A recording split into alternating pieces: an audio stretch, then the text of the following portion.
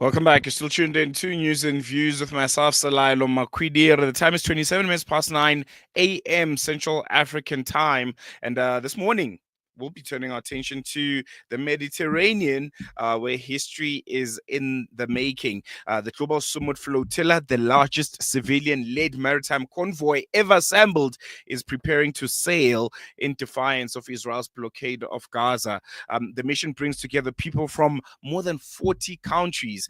These are activists, doctors, writers, and just ordinary citizens who are saying we're going to do what needs to be done. We're not going to sit back at home and do nothing while we witness the worst humanitarian crisis ever seen in human history unfold and is live streamed right before our eyes. And they're all united by a single principle that human dignity cannot be besieged. And among those people is South African writer and cultural activist Zukiswa Wanner. She made headlines when she returned her Goethe Medal in protest of Germany's complicity in the genocide against the people of Gaza. And right now, she's in Tunis, waiting to board the flotilla, and she joins us live. Zukiswa, good morning. Thank you so much for joining us. Always a pleasure having you on air, and good morning. Good morning, Salalo. How are you doing and how is home? Home is getting a bit warmer. I think maybe when you left, it might have been, the later days, last days of winter, but it's getting slightly warmer now. Spring has sprung, and you know how South Africa can be when it's that time of the I year. know. um, don't miss us too much. You have a serious mission that is awaiting you, one that is important, and one that is, I think, at this moment is more needed than ever. You are in Tunis right now, preparing to board Sumud. What is the atmosphere like? What are you feeling? What are others like you, other South Africans, other participants of this flotilla feeling like as you wait to embark on this very, very historic voyage? The feeling is absolutely hopeful. We are here, and I am seeing people from different countries. I think I was making a joke yesterday where, we had simulated uh, a raid from the IOF, Mm. and just so that we know what to expect, and we know what to do, because this is very importantly a non-violent mission. And I was saying, well, as a black woman, I'm not going to sit next to uh, a Muslim Arabic man or an Arabic woman. So I really just want like a British man around me, and Germans. I told Indonesians I didn't even want them around them because they're problematic as far as Israel is concerned. That's a serious statement. That's a very, very serious statement. I was Um, like, I'll get beaten up, man. I'm not ready to get beaten up until I have to get beaten up. who knows? They might start with you first, knowing You that you're back know, in South no, if Africa. they start The with me, ICJ, I want to think that I'm being protected by all these white men around me, at least. at You know, least, at least, at ideally least. also a white woman. So I was like, German, come here, cover me. You're gonna be the bodyguard of some sort. Um, let's get into psychologically. I think someone said in all jokes there's a little bit of truth. I think you making that joke was from a deeper understanding that we might face danger. There's historically some of these flotillas have been deadly. The Mavi Mapmar, I think it was back in 2010. Yes, Mavi Mapmara in Lives, yeah, 2010. 2010, lives were lost. We saw with the recent one also just the abuse that some of the participants who were in the previous flotilla also faced. Psychologically, how do you psych yourself up for that eventuality that something very horrible might happen here? The person who was beaten up the most in the Handala was the only Yeah. black person, Chris Smalls.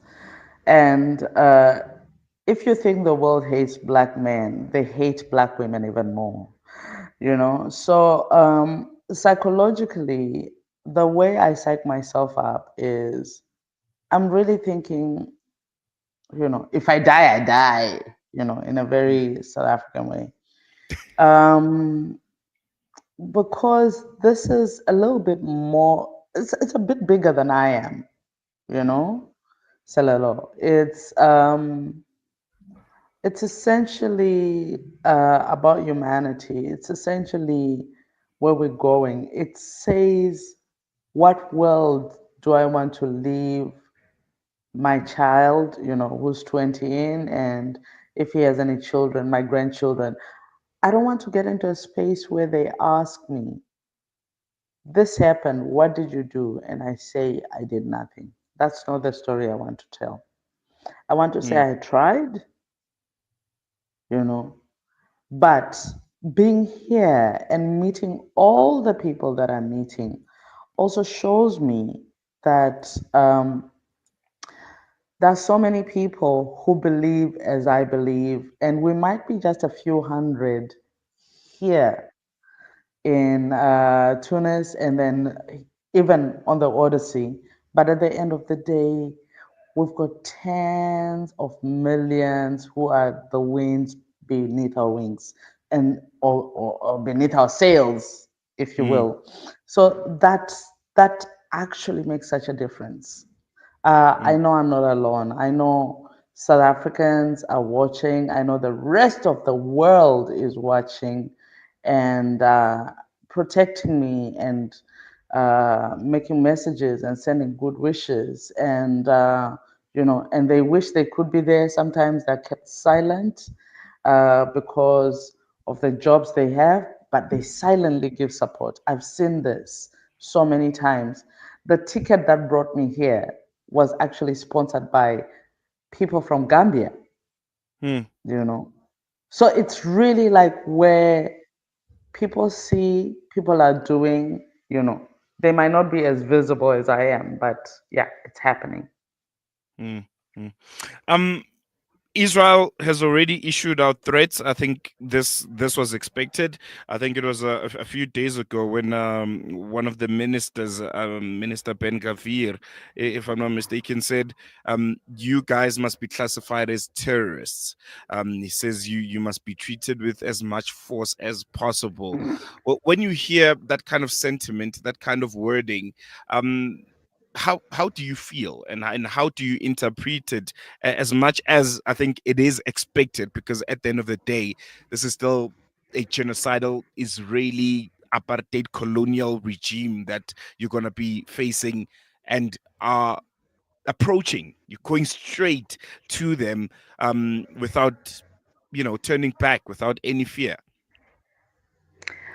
Salah, when Israel issues a threat,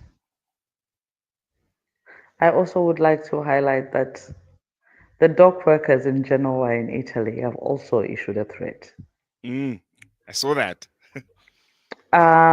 It's important to note that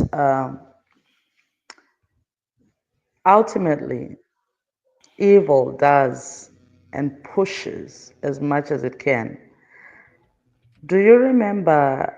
Well, maybe you weren't even born, Selalo. I don't know where I'm going on about I this. probably know. I But I, I read a lot. in the early 1990s, I wasn't. we I wasn't had born. we had parties that were very militant and that were like talking about how they were gonna push and apartheid didn't end, and apartheid didn't end in the way we wanted it, Mm, and I think that's why we're such as a world was it's such a pivotal moment, because some of the people that are going into apartheid Israel and killing people are people who are South African citizens.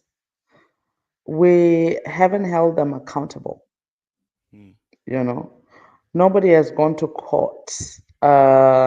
Shamila Batohi has not taken any single person, even though there is evidence, they've done videos showing that they're killing people.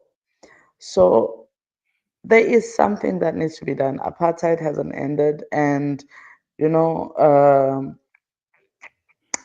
Salolo, I keep saying that Gaza, Palestine is ground zero.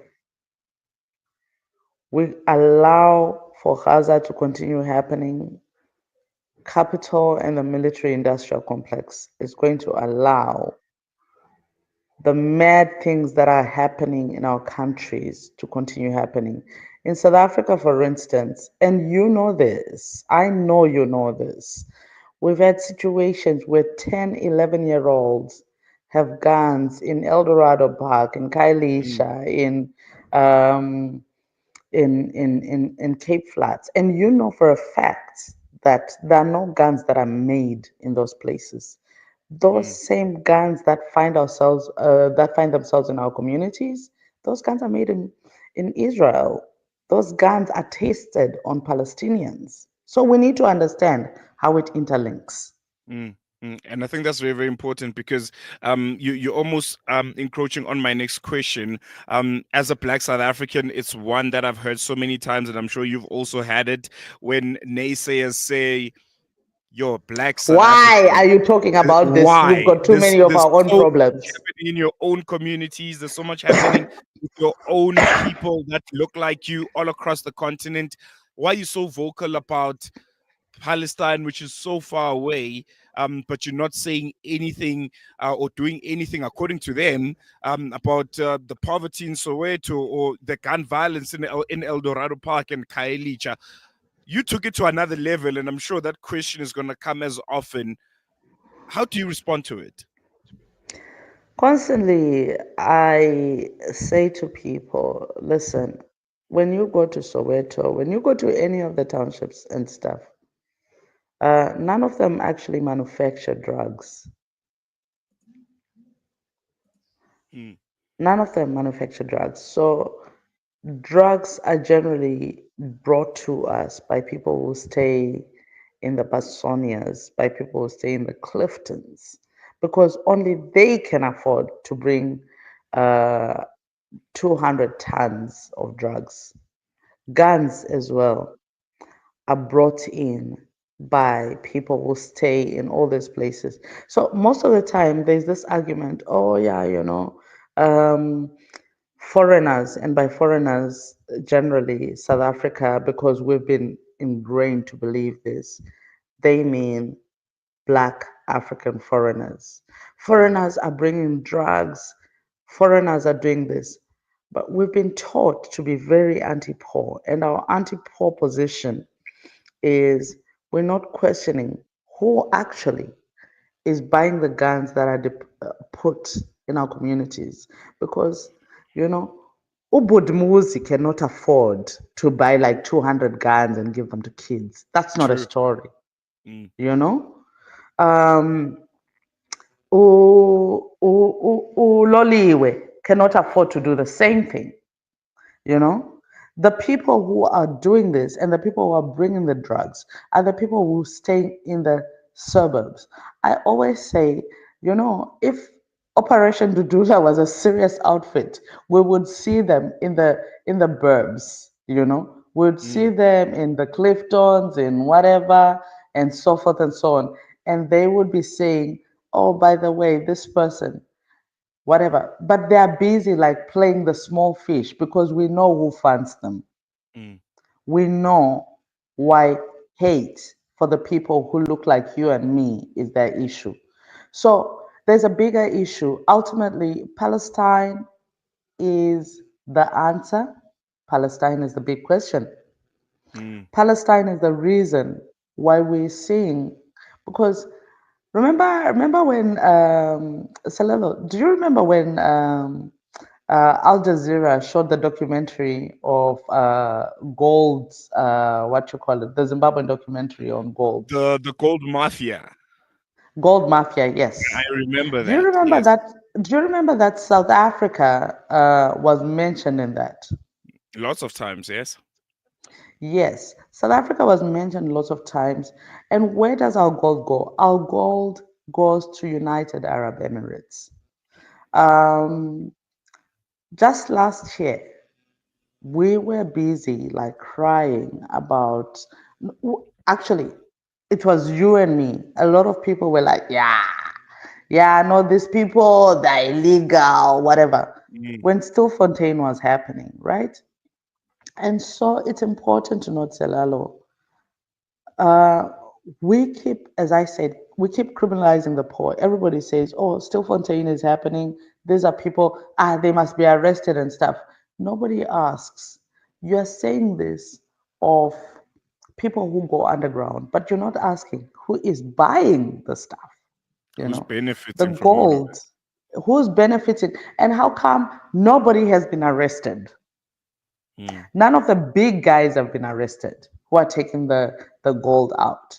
So, you know, the people who get the gold that is taken from Zimbabwe, from Stillfontein, from Botswana, I'm hearing recently, uh, from Sudan, because there is a mm, war that has been fueled with weapons from Israel in Sudan.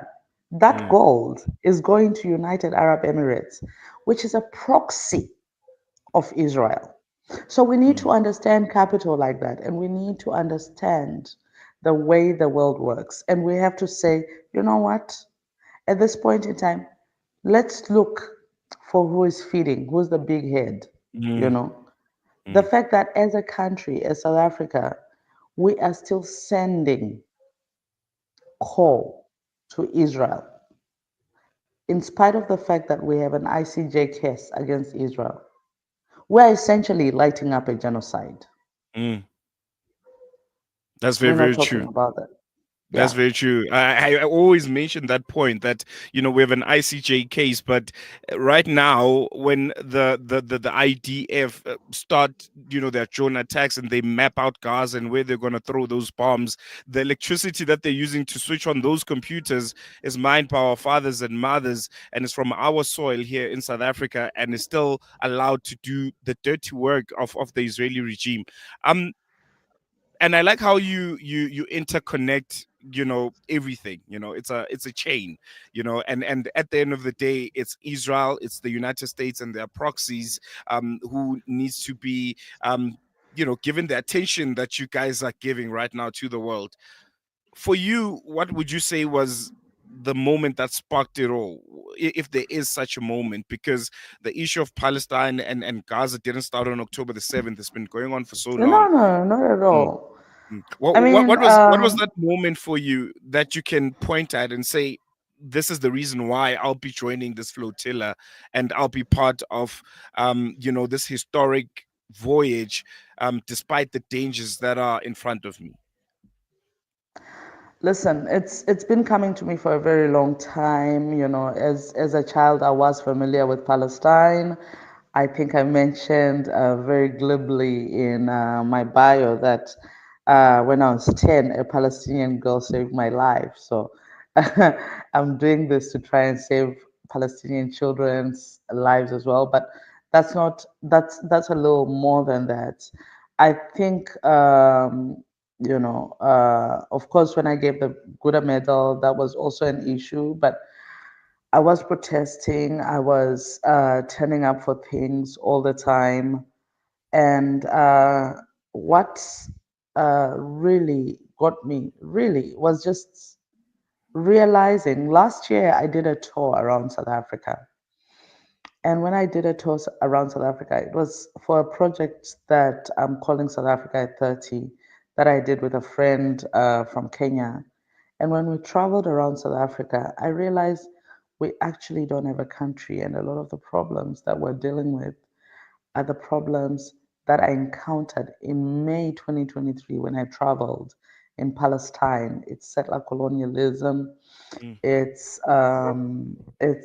just capitalism taking over everything. It's the attempt at privatizing water, privatizing this. You know, in South Africa, in Palestine, rainwater belongs to Israel.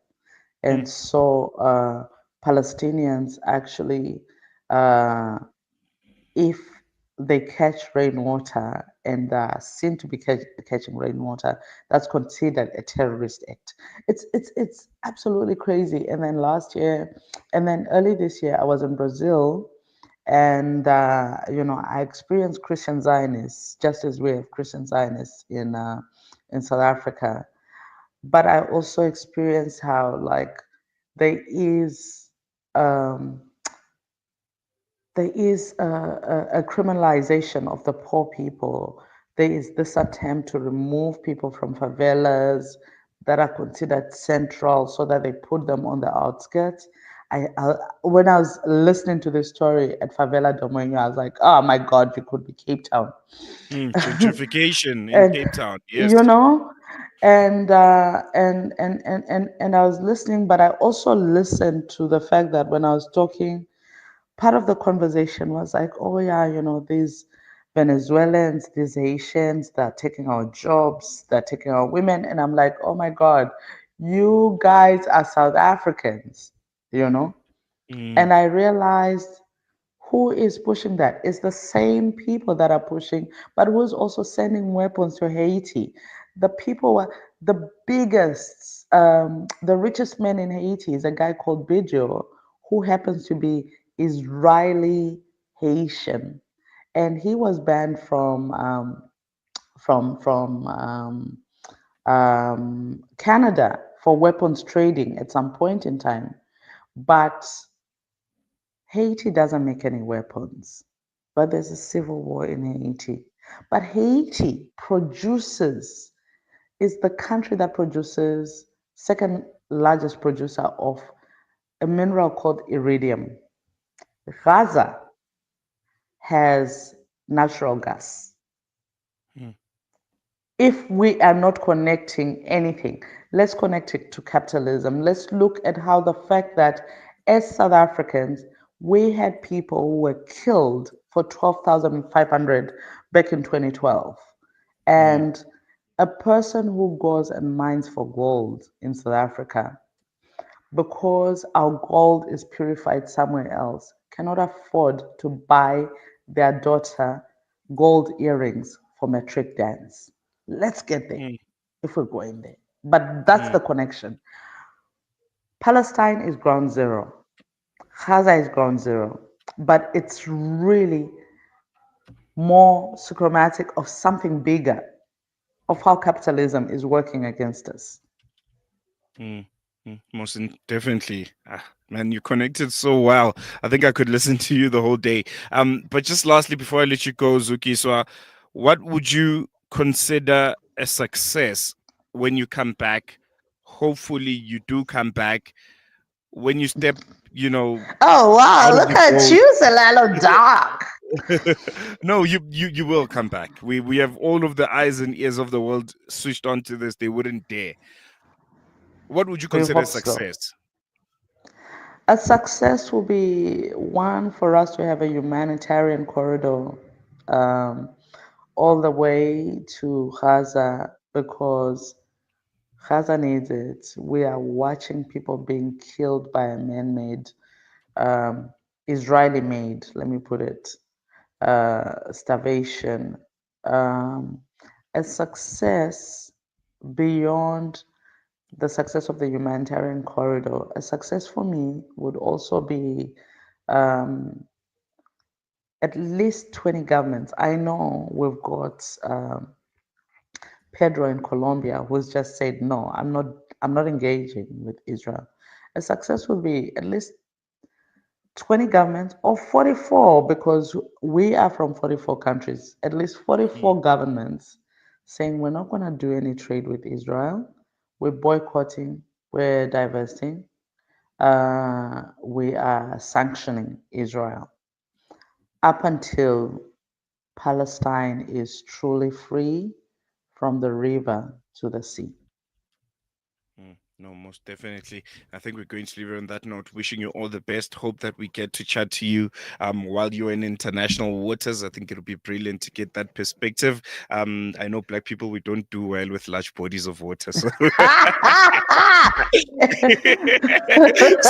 so we would want to check up on you to see if you're okay.